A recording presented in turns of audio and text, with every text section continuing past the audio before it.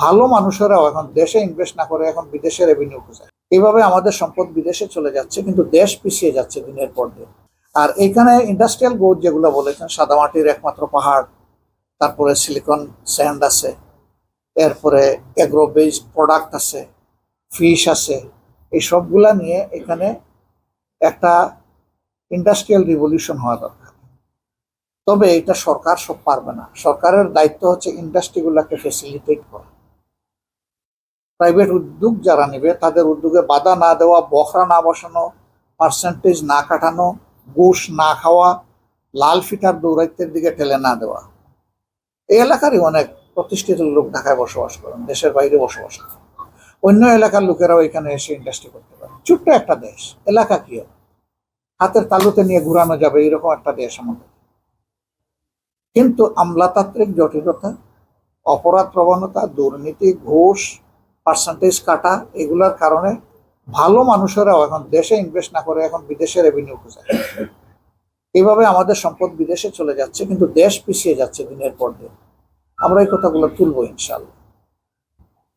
উনি যেটা তুলেছেন তথ্য প্রযুক্তির বিষয়ে, সেটা তো সারা দেশেরই ব্যাপার, সেই নিয়ে আমরা কথা বলেছি। আরেকজন বলেছেন যে সীমান্তে কিছু সমস্যা, আমরা এই ব্যাপারে আমাদের দৃষ্টিভঙ্গি কি, ভূমিকা কি আপনারা দেখেছেন। আমরা একটা নোটিশ জমা দিয়েছিলাম সীমান্ত সমস্যাগুলো নিয়ে আলোচনার জন্য। সরকার এখনো নোটিশটা আমাদেরকে আলোচনা করতে দিচ্ছে না। এখন আবার 7 তারিখ থেকে শুরু হবে, আমরা আবার শুরু করব। আমাদের অন্য সদস্যদেরকে দিয়েই নোটিশ দিয়েছিলাম, এখন হয়তো আমাকে দিয়ে দিতে হবে।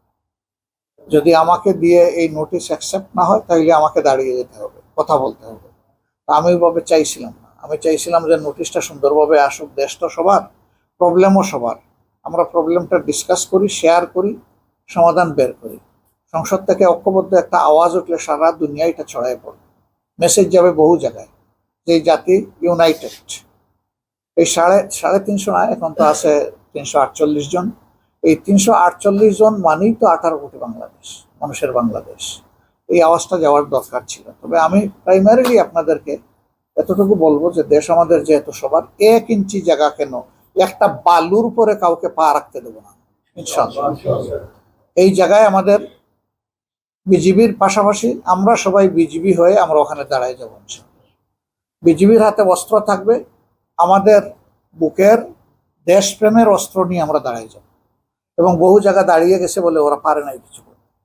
কিন্তু এটা দুঃখজনক, তারা বলে যে তারা আমাদের বন্ধু দেশ। বন্ধু দেশ কি মানুষকে এরকম বিব্রত করবে, ক্ষতিগ্রস্ত করবে? বন্ধুত্বের পরিচয় এইভাবে হয় না।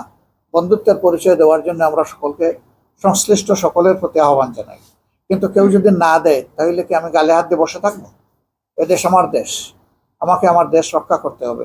এর স্বাধীনতা, সার্বভৌমত্বের ব্যাপারে কোনো কম্প্রোমাইজ নেই। অনেক ব্যাপারে কম্প্রোমাইজ হতে পারে, এই 2টা ব্যাপারে কোনো কম্প্রোমাইজ নেই ইনশাআল্লাহ তাআলা।